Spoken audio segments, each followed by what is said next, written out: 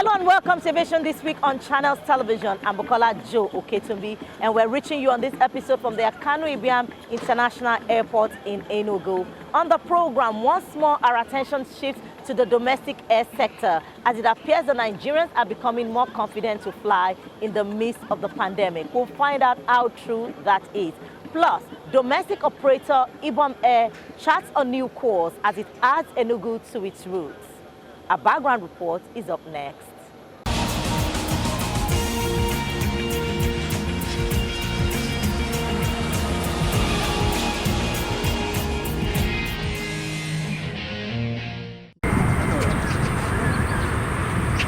It's no doubt the COVID-19 pandemic threw the entire global economic and social systems into chaos.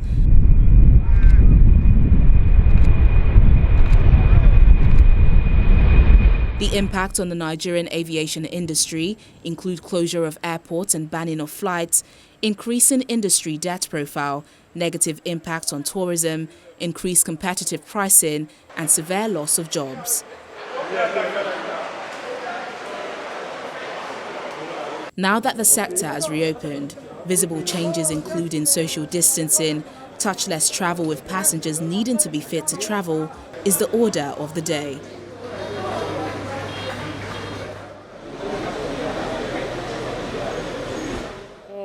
Procedure to restart flights, we mapped out everything that will be done in the passenger process, right from booking to checking in to getting on board. So all those procedures were followed, trying to minimize contacts. At check-in, all the crew and staff had the full PPE gowns for cabin crew, masks as I'm wearing, hand gloves for the people that have to collect things from people. Security checks were done using the van, so there was no contact. The turnaround time for local and international travels will increase as aircraft will need to disinfect each time they land.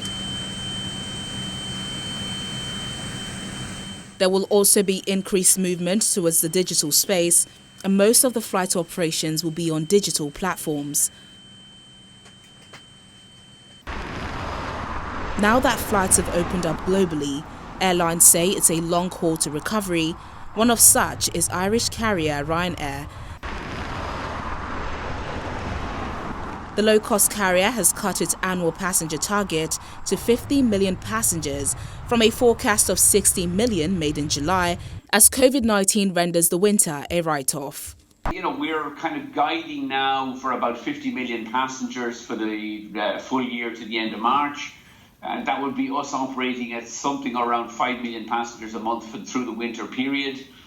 I think at the moment, the way governments are handling it, the risk is towards the downside. But, we're managing it on a week-to-week basis. Ryanair may have to close some bases and cut capacity at others in Britain, Ireland, Spain and Portugal, and would shed significantly less than the 3,000 jobs it warned of earlier in the crisis.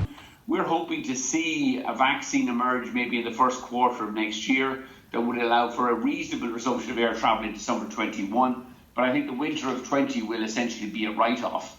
We're probably looking at closing more bases and withdrawing more capacity in those countries where you're operating completely defective and non-scientific quarantines that are clearly not arresting the spread of the COVID virus. As part of plans to reduce the COVID-19 infection figures in Brussels, the city's airport has opened a COVID-19 testing centre to allow passengers coming back from red zones to be tested straight away on arrival in Belgium.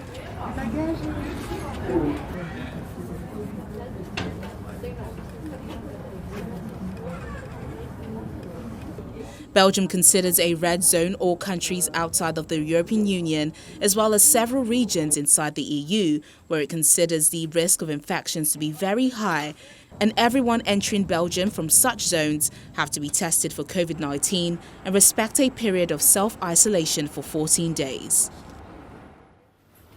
The tests performed are PCR tests for which a nasal swab sample is collected. The results are available between 12 to 48 hours after the test. In country, domestic flights started over 2 months ago, and with increase in passenger figures, the airports appear to be bubbling with life. It also appears Nigerians are more confident to fly in the pandemic. I think the safety and precautionary measures that have been taken so far, in the airports, nationwide and everywhere, it's quite encouraging. You could see that the government, and basically not just the government, the individuals themselves are doing all that they can to ensure that they don't get the pandemic, encouraging other people to wipe their hands, use sanitizers and all of that. So the awareness is being created and it's good. Well, the government have done all they can do.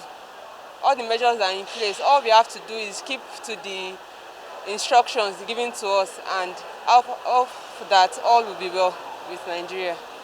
When you notice that the airport itself has the proper measures in place and the kind of organization that you could feel that, oh, the things that you need to have in place, such as checking your temperature, sanitizing. I noticed that when I was coming in, the bag was sprayed down with some sanitizing spray, temperature checks, hand washing, and the social distancing. You can see marks on the floor for where you're supposed to stand and all that.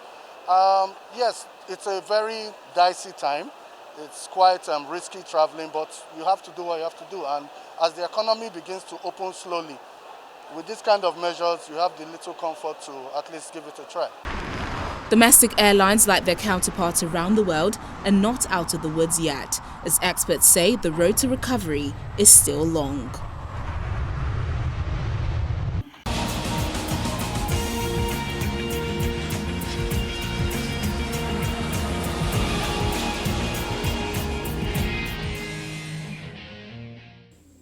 On our interview segment, we catch up with the Chief Operating Officer of IBOM Air, Mr. George Uresi, and we ask him to tell us what the domestic sector has been like in the past 2 months. First of all, not flying for 3 months plus 3.5 months, it was devastating because all of us were not making a penny in revenue, yet our costs continue. You must pay your insurance, it's in dollars. You must pay your aircraft lease costs, it's in dollars. You can negotiate all you want. They too are suffering because everybody in the world is trying to negotiate their payments. So it was a very, very rough period for everybody. And so we came back from COVID, from the lockdown, and of course there are no passengers. First of all, they are scared to fly. Secondly, there's no money. People were not working during the period. So we've had to contend with lower passenger numbers. And so we've tried to recalibrate our business plan for a low passenger season and tried to manage the yield.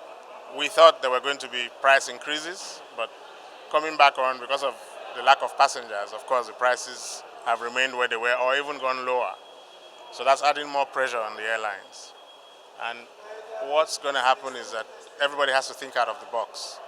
We can't keep playing the game the way we've been playing it since. We now have to think smartly. How can we do the same thing differently and better? And so far so good. Passenger numbers are climbing very slowly, but they're climbing. Coming back now is like we're in a different world from where we were before COVID-19, completely different. The revenue profile is much lower. The ability to put passengers on seats is much, much harder. And we're just hoping that it will keep getting better. If it doesn't get better, if it goes on like this for a long time, we're likely going to see failures, especially since we've not had any palliatives yet. We'll also pray that those come because they'll help a lot in liquidity, in helping us to defray the dollar-based costs of maintenance, of aircraft leases, of insurance. Well, when our numbers get back to where they were pre-COVID, then we'll be okay.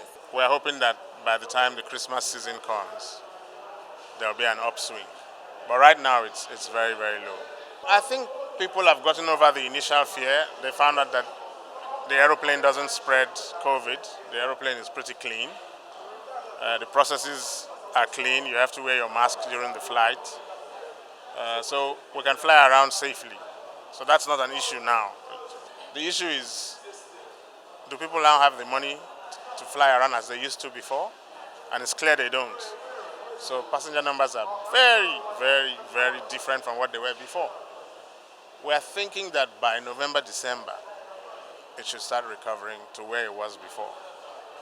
But it's most likely going to be 2021. And so what is important now is how to deal with a low passenger period and still survive as a business. It's inevitable when the business has a downturn. Amongst the many options available to management to cut costs is also to downsize. If you were doing 30 flights a day and you now have to do only 15, you have excess capacity. And you can only carry it for so much before you say, I have to shed it because I'm no longer that big. Luckily for us, we had invested in expansion pre-COVID-19, so we had 66% additional capacity coming in during COVID-19.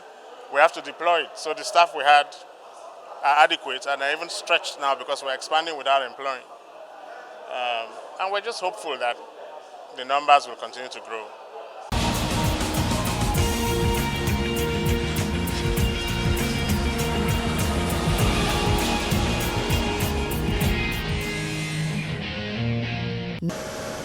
IBAM Air has started operations into the Akano Ibiam International Airport in Enugu from Lagos and Abuja, with plans to solidify the route for the southeastern part of the country and other connecting states, as Enugu remains the major gateway for the region. The flight from Lagos landed at the Enugu airport after 50 minutes, and the airline is optimistic that with the right aircraft usage and its 3 key promises to its customers, the route would thrive. We're here to position to capture the eastern market. Enugu happens to be a commercial hub and is a hub for the other eastern states, and is the 4th international airport we have in Nigeria. So coming here is pretty strategic because outside of carrying domestic traffic, we also act as hubs, like stop points for international travel as well.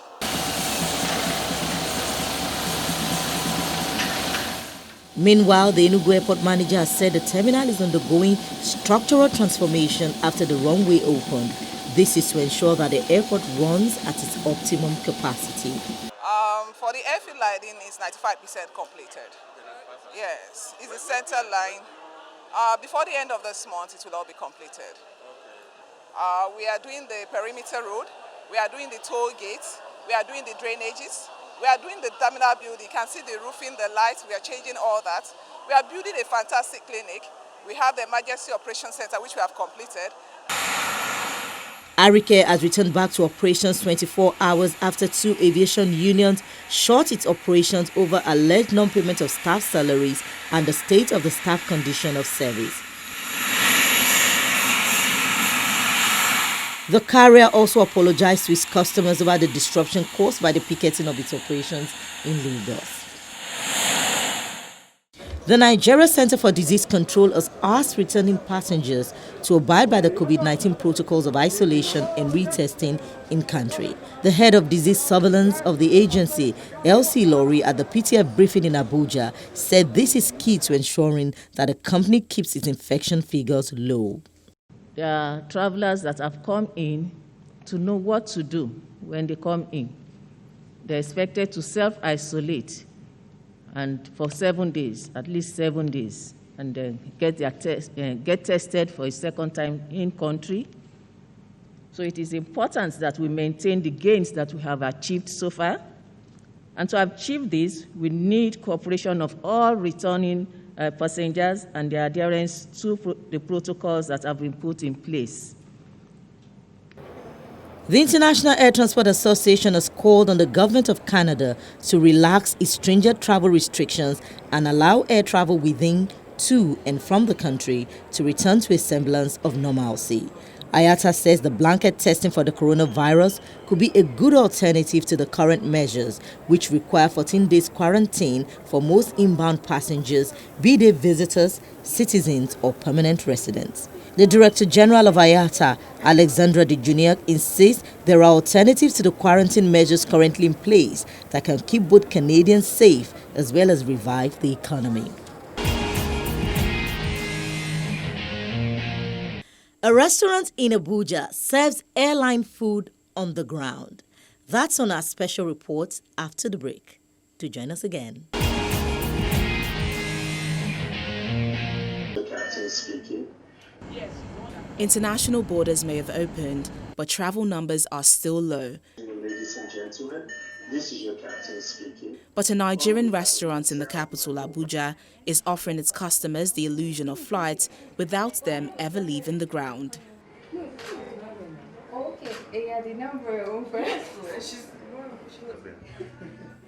Here, the diners at Urban Air sit on plush white seats and peruse a flight-themed cocktail menu beside windows illustrated with blue skies and puffy white clouds. Some customers take selfies as staff leave the cockpit to serve them.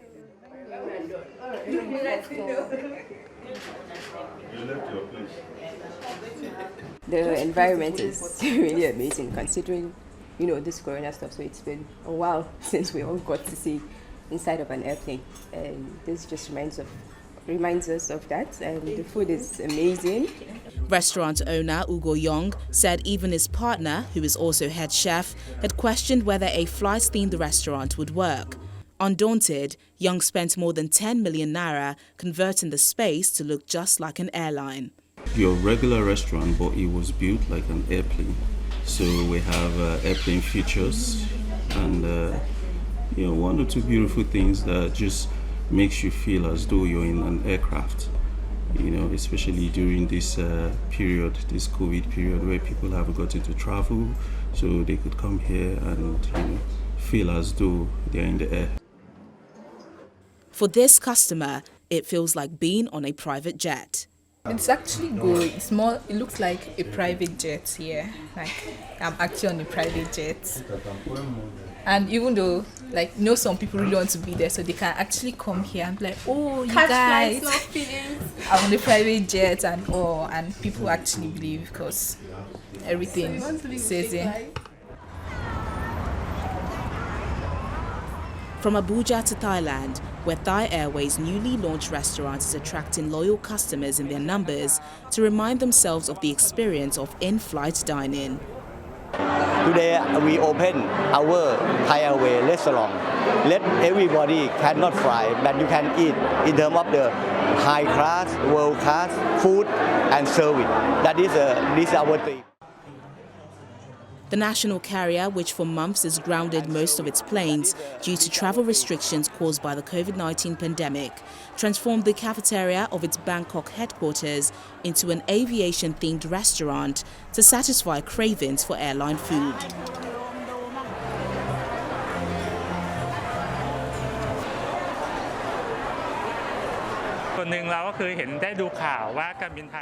I was so impressed from the moment I stepped on the ramp because I was greeted by the captain and cabin crew at the entrance. The feeling is the same with boarding an actual flight. The Southeast Asian country has suspended commercial flights to try to prevent coronavirus infections, but diners can still meet the cabin crew, who greet them in full uniform as they enter the restaurant decorated with airplane parts and seats to lend it an authentic aircraft feel.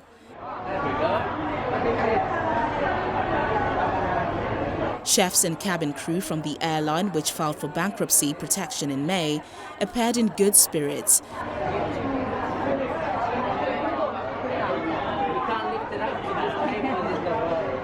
Japanese chef Jun Yuneshi said the experience was different because it was his first time interacting with customers. I'm so happy. I believe the cabin crew loved passengers, and after we couldn't fly for 3 to 4 months, we missed our uniforms and atmosphere a lot. So for us, to be here today is such an extraordinary moment. The airline is happy to be pushing smiles on the face of its customers, and the restaurant is expected to serve about 2,000 meals per day. As the airline also hopes to recoup some lost revenue during the coronavirus pandemic, there are plans to turn other Thai Airways offices into similar dining experiences. See how 2 women in Nigeria are changing the face of aviation. Meet Taiwo Ajayi. She's the first female investigator at Nigeria's Accident Investigation Bureau.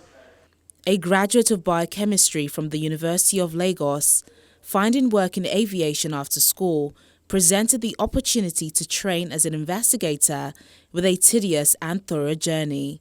Aviation being an industry that is highly regulated, having trained personnel to carry out their duties, with my background qualification, I was scheduled to attend the standard air traffic control course at Nigerian College of Aviation Technology, Zaria. So after that, we went through the diploma course, went through the flight experience training, and after that, we now went to the field to get the license so that we will have a hands-on feel of what the job is about. Air accident investigation doesn't come easy. Review sessions like this are part of the deal that leads up to a robust report. And Taiwo is the only woman in the room at this time. How has this affected her journey? I just feel that saying somewhere is male-dominated just depends on the mind of the individual.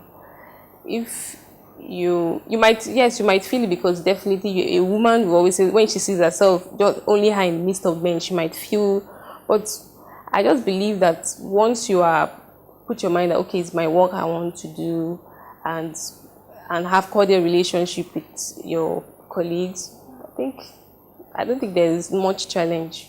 With 34 safety investigators hard at work at AIB, the agency is keen on playing a massive role in the West African sub-region.